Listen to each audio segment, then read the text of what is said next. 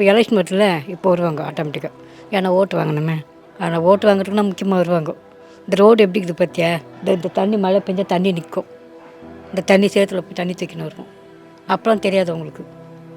ஓட்டு வாங்கிட்டோம்னா கரெக்டாக அந்த டேட்டுக்கு அப்போ ரோடு போடலாமா இது போடலாமான்னு வருவாங்க.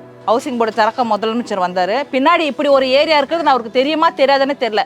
கேட்டால் இது அவரோட தொகுதி. எப்படி தான் வேலைக்கு வரணுன்னாலே நாங்கள் லாங்கில் தான் வரணும். இங்கே இருக்கிற வேலையை விட்டுட்டு போனாலே எங்களுக்கு அடிப்படை வசதி எதுவுமே இல்லை. இங்கே இருக்கிற கட்சி ஆஃபீஸில் போயிட்டு ஒரு 20 பேருக்கு மேலே போயிட்டு மனு எழுதியெல்லாம் கொடுத்துருக்கோம். ஆனால் அவங்க ஒன்றுமே அதுக்கு ரெஸ்பான்ஸே கிடையாது. ஒன்றுமே ரெஸ்பான்ஸ் கிடையாது. நான் இத்தனைக்கும் எனக்கு என்ன இருக்குது சொல்லுங்கள். நானும் ஒரு காலேஜ் ஸ்டூடெண்ட் தான். இப்போது பெரியவங்க அவங்களாம் போய் மனு எழுதி கொடுக்குறாங்க, அவங்கள்ட்ட வாங்கலை. சரி நாங்கள் கொடுத்தா வச்சு வாங்குவீங்களா? வாங்க மாட்டேறீங்க. அப்போ என்ன ரெஸ்பான்ஸ் இருக்குது சொல்லுங்கள். பண்ணணுன்னா பண்ணலாம், ஆனால் மனசு வச்சா. சென்னை பெரம்பூரில் உள்ள அம்பேத்கர் நகரில் 500க்கும் மேற்பட்ட குடும்பங்கள் கடந்த 30 ஆண்டுகளாக சாலை இல்லாமல், குடிநீர் இல்லாமல் தங்களின் வாழ்வை தாங்கிக் கொண்டிருக்கிறார்கள்.